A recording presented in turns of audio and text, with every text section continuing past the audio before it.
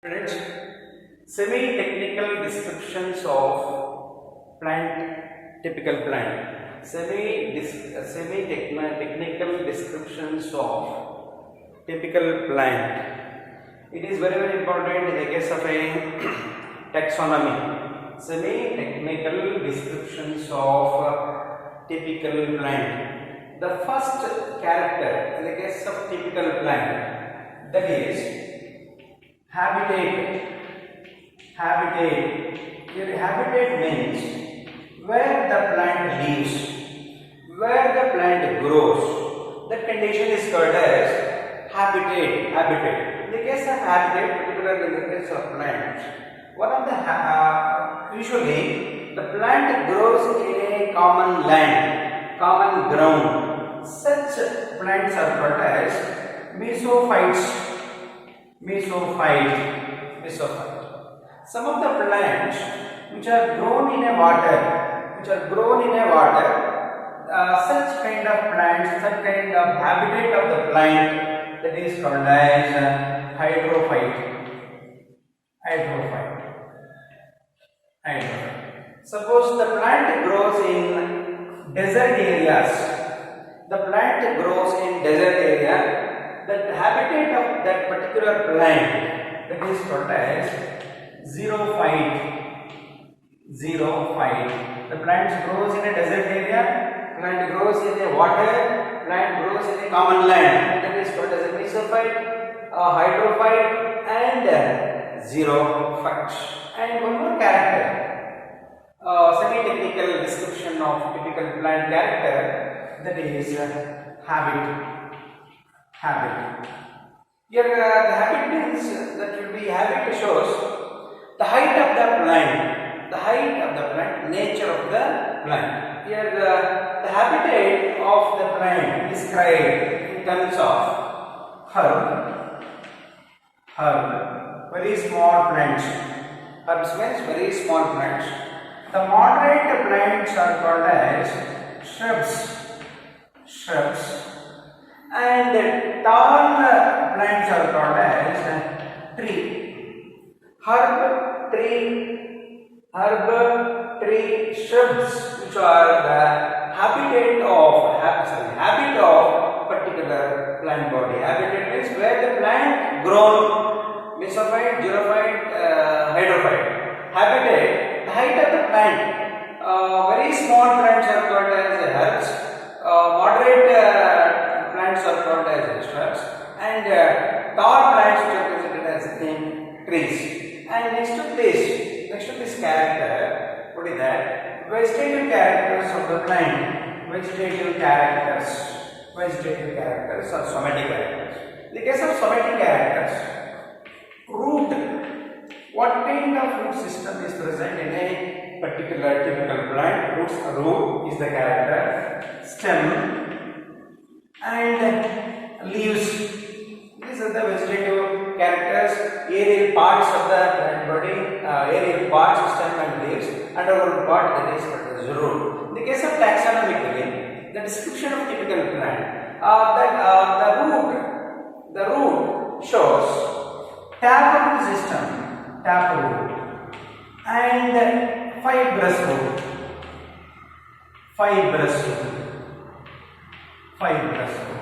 In some cases, the roots which are produced from aerial parts of the plant body, such roots are called as crop roots, stilt roots. These are the roots will not develop from radical. Fibrous roots, crop roots and stilt roots will not develop from the radical, but taproot is developed from the radical itself. Here in the case of character of root, taproot, fibrous root, crop roots, stilt roots. The crop roots, fibrous roots which are appeared in the case of monocot plants. Crop roots which are appeared in the case of banyan, at the region of aerial parts, the roots which are produced, such roots are called as prop roots. In the case of a maize, at the lower nodes which produces the root, such roots are called as a street roots. In the case of mustard plant, where there is occurrence of a system, root system, that is called as a taproot system. Next to that, stem. It is the aerial part of the plant. It is the erect. These are the characters which are comes under its stem. Stem is straight, that is called as a erect. If the stem is grazing on the soil, that is called as grazing.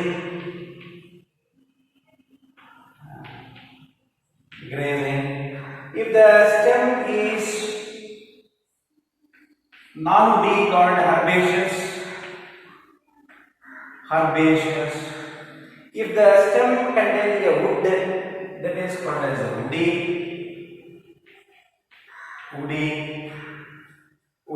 If the stem is unbranched,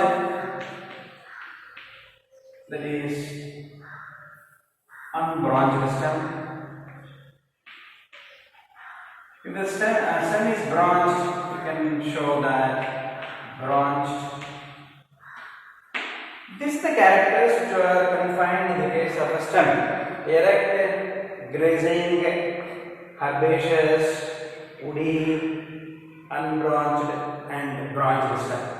In the case of leaves, the leaves are simple or compound. The simple leaf means the leaf lamina will not dissected. Suppose it is the leaf. The leaf shows two regions. The stalk of the leaf called petiole. The enlarged part of the leaf called leaf lamina or leaf blade. If the leaf shows the enlarged lamina, the leaf will not be dissected. Such type of leaves are called as simple leaf. Here the compound leaf means the leaf is dissected. The leaf lamina is dissected. The leaf lamina is dissected to produce leaf-like structure, that is called as leaflets. And the midrib of the lamina is modified into the thick structure, that is called as rachis. The rachis is present and leaf lamina is dissected. This kind of leaf is called as a compound leaf. At the region of petiole, at the base of the petiole, presence of any one of the appendage, membranous appendage is present. That appendage is called as stipule. If the leaf containing a stipule, that leaf is called as stipulate. And in some cases, the leaf base is swollen. It means petiole base is swollen like this. Leaf base is swollen, petiole is swollen. That is the term that is called as pulvinous leaf base. Suppose the stipule is absent. In some cases, stipule is absent in a leaf. That leaf is called as exstipulate leaf. Leaf is absent. Stipule is absent in a leaf. That is called as exstipulate. Suppose in this case, what is that? The swollen base. In the case of leaf, swollen base, that is the one that is called as pulmoinous. If the swollen base is present, that is called as pulmoinous leaf. Pulmoinous leaf. The arrangement of a leaves in a stem, on a stem, arrangement of a leaves on a stem, that is called as phyllotaxy. Arrangement of leaves on the stem, that is called as phyllotaxy. On the stem, presence of a nodes which are present. These are the nodal regions. At the region of a node, usually leaves which are produced. The arrangement of leaves on the stem, that is called as a phyllotaxy. Suppose one node can produce only one leaf alternatively.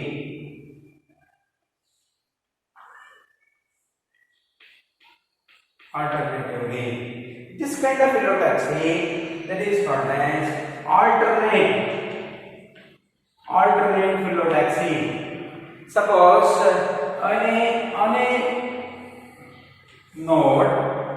on a node a region of the stem, two leaves which are produced, two leaves which are produced in each node. It is the one that is called as opposite phyllotaxy. In some cases, some of the plants on the stem, on a node, more than two leaves are present. More than two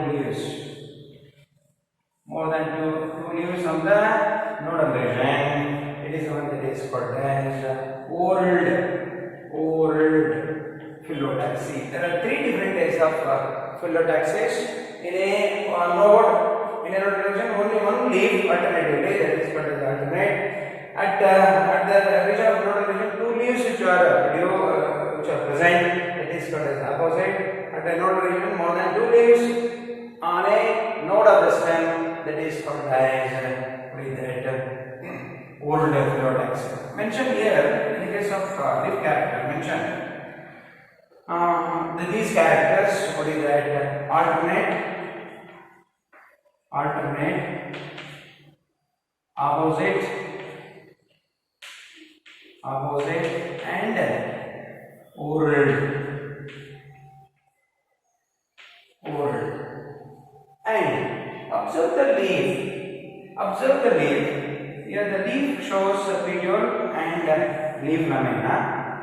Here center region of the leaf where there is occurrence of midrib. The midrib produces veins and veinlets. The midrib produces veins and veinlets. Suppose veinlets which are occur in the form of network like appearance. Some cases, in some of the leaves, the leaf lamina containing only a type of veins and veinlets. Here the arrangement of veins and veinlets in the leaf, that is called as venation. Arrangement of veins in a leaf, that is called as venation. In the case of venation, two different types of venations. Here the veins and veinlets which are arranged in the form of a network-like structure in a leaf lamina, that is called as reticulate venation. If in a leaf lamina, if the veins which are arranged in the form of parallel, the veins which are parallelly arranged in a leaf, that is called as parallel venation. There are two different types of venations, reticulate venation and parallel venation. Mention these characters also in the case of a leaf. What is that? Venation, type of venation, reticulate and parallel. These are the characters in the case of leaves. Next to these characters, which are considered as a floral characters.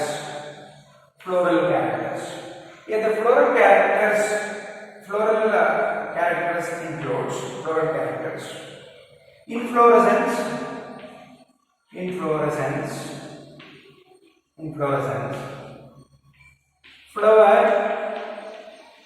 flower, and parts of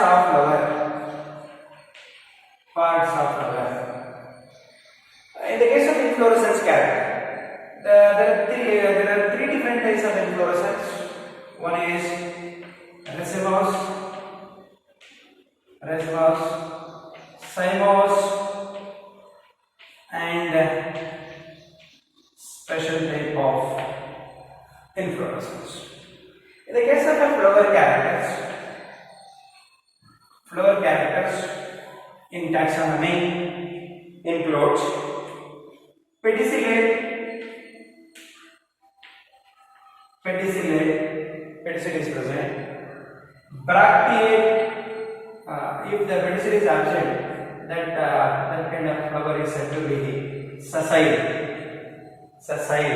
Pedicel is present in the flower, pedicel is absent in the flower. That character is called as a sessile flower.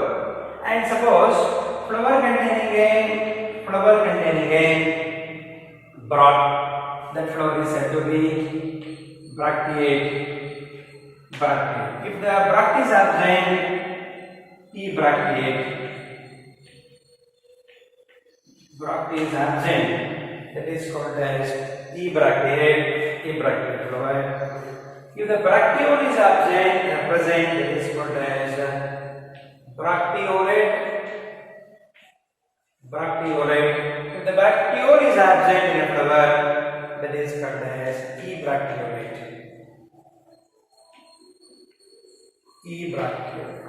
If the flower containing all the four whorls, such kind of flowers are called as complete flower. If any one whorl is absent in the case of a flower, that flower is called as incomplete flower. Suppose the flower cuts vertically in any plane produces equal parts called actinomorphic. If the flower cuts vertically produces unequal parts called zygomorphic. Actinomorphic, zygomorphic. And the flower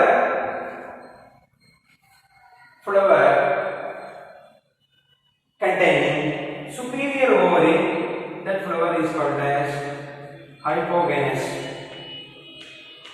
If the flower containing superior ovary called hypogynous, if the flower containing inferior ovary called epigynous. If the flower containing of inferior ovary and of superior ovary, that kind of flower is called as perigynous. These are the characters in the case of any flower. And flower containing both the sex organs, male and female sex organ, androgen and gynoecium, that kind of flower is called as bisexual flower. If the flower containing only one sex organ, that flower is said to be unisexual. These are the characters in the case of a flower: pedicellate, sessile, bracteate, ebracteolate, actinomorphic, zygomorphic, complete flower, incomplete flower, hypogynous flower, epigynous flower, perigynous flower, bisexual flower, unisexual flower. These are the characters in the case of flower.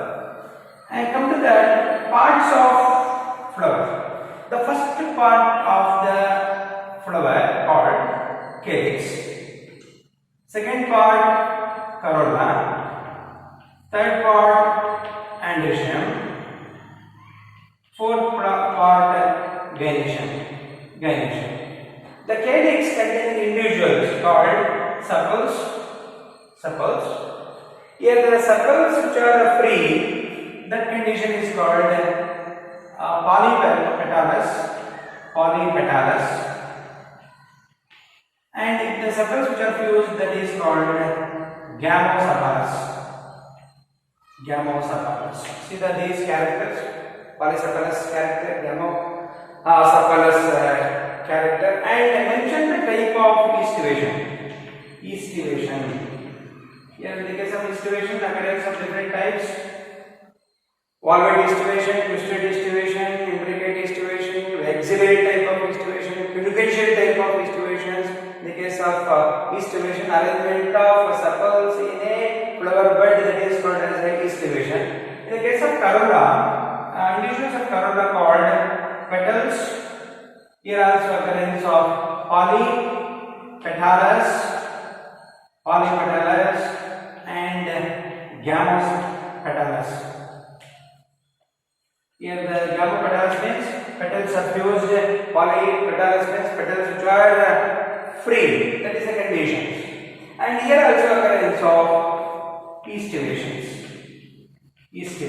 Different kinds of estivation occur in the case of corolla, in the case of petals, arrangement of petals in a corolla of a flower bud, that is called as estivation. Here also occurrence of different types of estivation. In some of the plants, in some of the flowers, both calyx and corolla are not differentiated.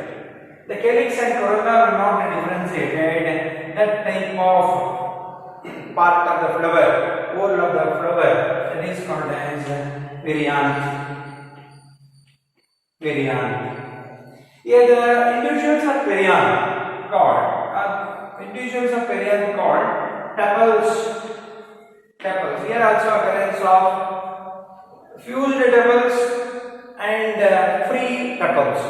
The fused tepals are called as gamophilous.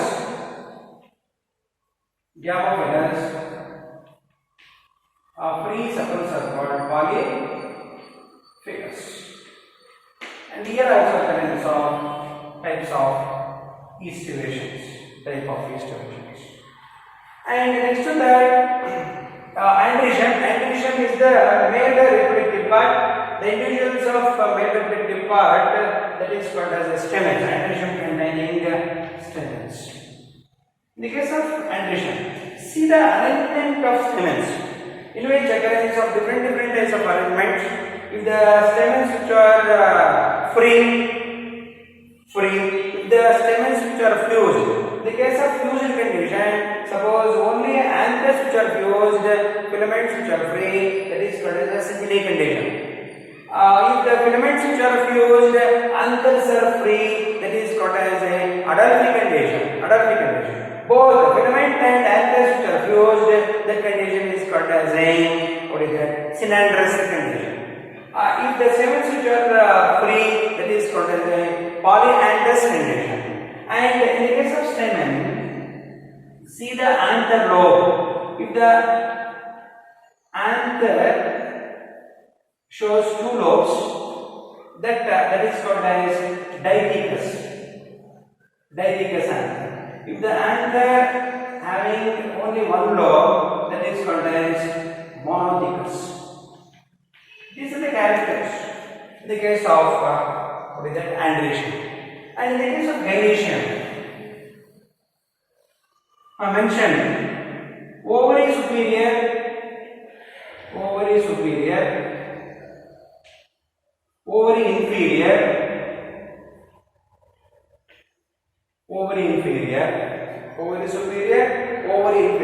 Inside the ovary, when you observe how many locules are present or chambers are present, unilocular,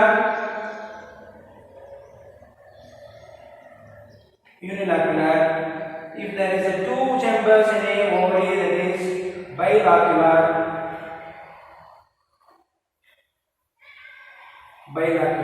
if three, trilocular, if four, tetralocular, etc. If five, pentalocular, more than five, polylocular. And in a gynoecium, in a ovary, observe carpels. How many carpels which are present? If the only one carpel is present in a ovary, that is unicarpellary, two carpels, bicarpellary, three carpels, tricarpellary, etc. Tricarpellary, metacarpellary, tetracarpellary, and polycarpellary. In this case, gynoecium, particularly in the case of ovary, observe type of placentation. Types of placentation.